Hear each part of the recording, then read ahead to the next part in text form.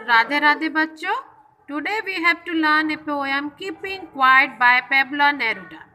बच्चों, ये पोएम मैंने आप लोग को क्लासरूम में पहले ही समझा चुकी हूँ, है ना, कि हम अपने बिजी लाइफ में बहुत ज़्यादा उलझे रहते हैं और कभी अपने लिए रेस्ट नहीं चाहते हैं, हमेशा काम करते रहते हैं। हमारी लाइफ का रिक्वायरमेंट और डिमांड बहुत ज़्यादा है, हमारे सपने बहुत ज़्यादा है, और इस चक्कर में हम अपने आप को इतना बिजी रख दिए हैं कि कभी कभी हम खुद अपने आप को एक मेजर डिजीज में, मेजर डेंजर में डाल दे रहे हैं, है ना। यही थीम लेकर ये पोयम लिखा गया है। तो फर्स्ट क्वेश्चन है, justify the title keeping quiet. Answer है, such a nice poem keeping quiet written by Pablo Neruda. Actually poet said that we are busy in our life and take worried about our daily requirement and dream. If we can't dwell and keep still, will help us to restart our activities in a better and meaningful manner. Keeping quiet means take relax for our body and mind. ये बहुत ही अच्छी poem है जिसे पेबुला नेरुला ने लिखा है। Actually poet ये कहना चाहता है कि हम अपने लाइफ में बहुत ज़्यादा बिजी हो गए हैं, बहुत ज़्यादा अपनी रोज़मर्रा की ज़रूरतों को के लिए और अपने सपनों के पीछे भाग रहे हैं। अगर हम सिर्फ थोड़े वक्त के लिए रुक जाएंगे और 12 तक काउंट करेंगे तो इससे ये हेल्पफुल होगा हमारे लिए कि हम फिर से रीस्टार्ट कर पाएंगे बेटर तरीके से, एक मीनिंगफुल मैनर के साथ, और अपनी एक्टिविटी फिर से स्टार्ट करेंगे तो ज़्यादा सक्सेस और बेटर होगा। कीपिंग क्वाइट का मतलब होता है कि थोड़ा सा रिलैक्स लेना अपने बॉडी और माइंड के लिए। नेक्स्ट क्वेश्चन है बच्चों, मैंने एक साथ 3 क्वेश्चन को कवर करने की कोशिश की एक ही आंसर में, है ना। What will counting up to 12 and keeping still help us achieve, or why does the one feel a sudden strange one counting 1 to 12 and keeping quiet? और थर्ड क्वेश्चन है, why does the poet tell us count 12?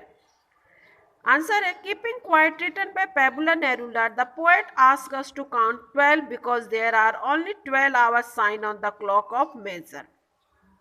Keeping quiet में जो हमारे poet है वो बोलना चाहते हैं, वो ये कह रहे हैं कि जो हमारा घड़ी होती है उसमें 12 बजे तक का ही साइन मेजर टाइम को सेट किया गया, इसलिए वो 12 काउंट करने बोल रहे हैं, है ना। और आगे है, people lives their life in a rush and hurry due to this they suffer a lot. लोग जो है अपनी लाइफ में बहुत ज़्यादा बिजी हो गए, बहुत ज़्यादा उन्हें तकलीफ हो, अपने ड्रीम को पूरा करने की हड़बड़ी में बहुत है, इसलिए वो अपने आप को बहुत सफर कर रहे हैं.